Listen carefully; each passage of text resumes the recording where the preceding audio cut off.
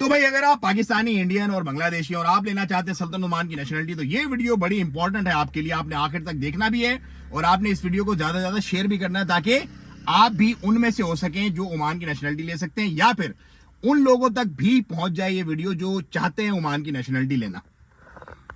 अच्छा भाई, मैं मस्जिद का काम देखने आया था, बिल्कुल कैनाल के किनारे बेहतरीन सा पुरफजा मकाम। तो यहाँ पर एक नज़र से मेरी गुजरी वीडियो, तो मैंने सोचा उस पर मैं आप लोगों को अपडेट कर दूं। ये वीडियो है ओमानी नेशनल लॉ के पॉइंट ऑफ व्यू से, कि ओमान की जो नेशनलिटी है वो कौन लोग अप्लाई कर सकते हैं और उसकी टर्म्स एंड कंडीशन क्या है और उसके हालात और वाकयात क्या है। तो इस पे मैं आज आपको जरा ब्रीफ करूंगा थोड़ा सा।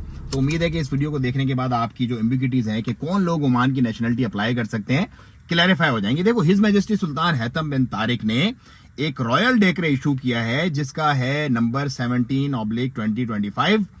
ओमानी नेशनल लॉ को रिलेटेड है वो, और उसमें जो बेसिक लॉ था स्टेट का, ओमानी नेशनल लॉ, जो रॉयल डेक्रे नंबर 38/2014 की बेस पे इशू हुआ था, उसके अंदर कुछ आर्टिकल्स को एडअप किया गया। Application related to nationality issue shall be submitted and decided upon them by procedure and control specific regulation of the ministry,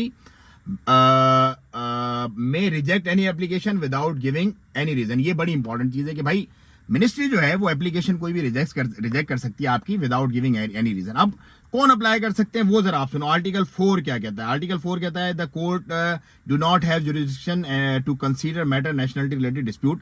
अब आर्टिकल 17 जो है वो है a foreigner may apply for Omani citizenship if he or she meet the following condition। अब ये conditions आपने बड़ी गौर से सुननी है, क्योंकि इन conditions के बेस पर ही आप ये डिसाइड कर सकते हैं कि आप एलिजिबल हैं या नहीं है। हाँ, मैं तो अलबत्ता हूं अगर मैं मुझे खैर करनी नहीं है, लेकिन अगर मैं ओमानी नेशनलिटी अप्लाई करना चाहूं तो मैं अब एलिजिबल हूं ओमानी नेशनलिटी अप्लाई करने का, क्योंकि इस लॉ के मुताबिक जो भी लोग 15 साल से सल्तनत ओमान में रह रहे हैं, एक्सपेक्ट्स मतलब हम जैसे लोग, पाकिस्तानी, इंडियन, जो भी बांग्लादेशी, कोई भी नेशनलिटी हो, और उन्होंने 90 दिन सल्तनत ओमान से बाहर नहीं, 90 से ज्यादा दिन बाहर नहीं गुजारे एक साल के अंदर अंदर, जो लोग must be fluent reading and writing in Arabic, नाम हबीबी मा मुश्किला, मालूम अरबी, आई कैन डू दैट।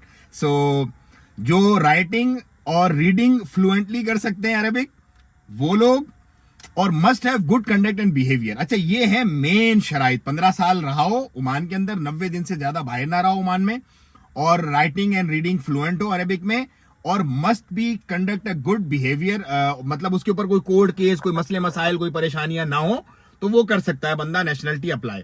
अच्छा, क्राइम का जो है वो वायलेट ऑनर और ट्रस्ट, इस तरह के वो भी सारे मामला, और सेंटेंस उसको कोई ना हुआ हो।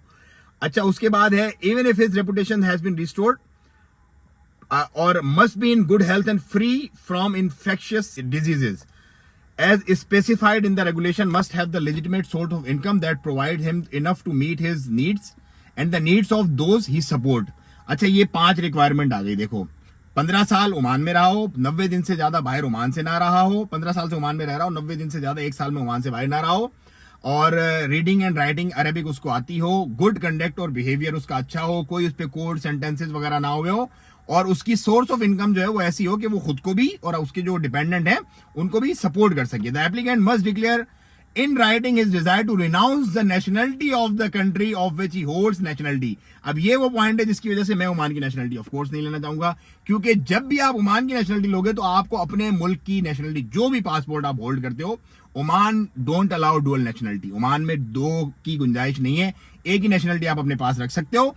तो ओमान की नेशनलिटी जब आप लोगे तो आप अपनी पाकिस्तानी हो, आप इंडियन हो, कोई भी आप हो, तो वो नेशनलिटी आपको छोड़नी पड़ेगी, और उससे साथ लेट से किसी के पास ब्रिटिश नेशनलिटी हो, किसी के पास अमेरिकन नेशनलिटी हो, तो वो भी आपको छोड़नी पड़ेगी जब आप ओमान की नेशनलिटी लेते हो।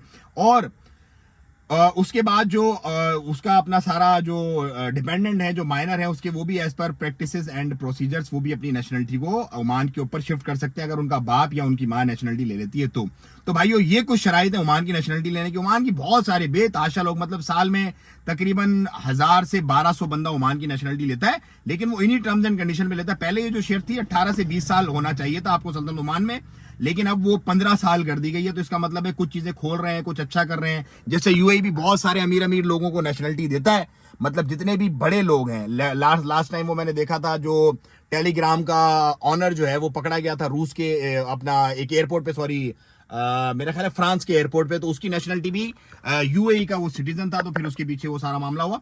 तो ओमान भी अब इसी तरह पे अपने लोगों को बहुत पहले से नेशनलिटी बहुत सारे एक्सपर्ट्स को दे रहा है।